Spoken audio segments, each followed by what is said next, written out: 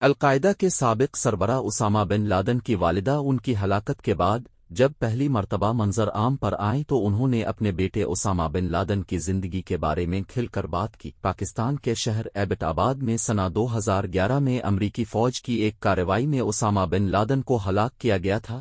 Usama bin Laden کی والدہ عائلہ غنیم نے اپنے دو دیگر بیٹوں احمد اور حسن اور دوسرے شوہر محمد الطاس کے ہمراہ برطانوی اخبار گارڈین کے مارٹن چلوف کے ساتھ اسامہ کی زندگی کے دوسرے پہلوؤں پر بات کی ہے۔ عائلہ غنیم نے بتایا کہ اسامہ اب بھی ان کا محبوب بیٹا ہے جو کسی طرح بھٹک گیا تھا۔ میری زندگی بہت مشکل تھی کیونکہ وہ مجھ سے بہت دور تھا۔ وہ بہت اچھا لڑکا تھا اور مجھ سے بہت پیار کرتا تھا۔ اسامہ بن لادن کے دو سوتیلے بھائیوں کے درمیان بیٹھی ان کی والدہ نے بتایا کہ ان کا پہلا بیٹا بہت شرمیلا تھا لیکن پڑھائی میں اچھا تھا۔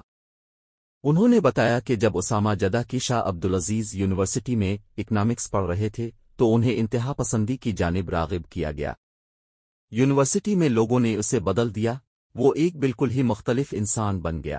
پاکستان کے شہر ایبٹ آباد میں سنہ 2011 میں امریکی فوج کی ایک کارروائی میں اسامہ بن لادن کو ہلاک کیا گیا تھا۔ یونیورسٹی میں جن لوگوں سے اسامہ بن لادن کی ملاقات ہوئی ان میں عبداللہ اعظم بھی شامل تھے جو اخوان المسلمین کے رکن تھے اور انہیں بعد میں سعودی عرب سے نکال دیا گیا اور وہ اسامہ کے روحانی مشیر بن گئے۔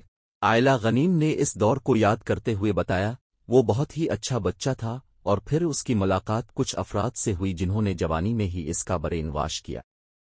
اب اسے مذہبی فرقہ کہہ سکتے ہیں۔ وہ اپنے مقاصد کی خاطر پیسے حاصل کرتے تھے۔ میں اسے ہمیشہ ان سے دور رہنے کا کہتی تھی اور وہ کبھی نہیں بتاتا تھا جو وہ کر رہا تھا کیونکہ وہ مجھ سے بہت پیار کرتا تھا۔ سنہ 1980 کی دہائی میں اسامہ روس کے خلاف لڑنے افغانستان گئے۔ ان کے سوتیلے بھائی حسن نے اپنی والدہ کی بات کو آگے بڑھاتے ہوئے کہا کہ شروع میں ان سے جو بھی ملتا وہ ان کی عزت کرنے لگتا۔ آغاز میں ہم ان پر فخر کرتے تھے، یہاں تک کہ سعودی حکومت ان سے عزت اور احترام کا برتاؤ کرتی، اور پھر اسامہ مجاہد کے روپ میں سامنے آئے۔ حسن نے ایک جوشیلے انسان سے عالمی جہادی میں تبدیل ہونے والے اسامہ کے بارے میں بتایا، مجھے اسامہ پر بطور بڑے بھائی فخر ہے، انہوں نے مجھے بہت کچھ سکھایا، لیکن میرا نہیں خیال کہ میں ان پر ایک فرد کی حیثیت سے فخر کر سکتا ہوں۔ وہ عالمی سطح پر مشہور تو ہو گئے لیکن وہ شہرت کسی کام کی نہیں۔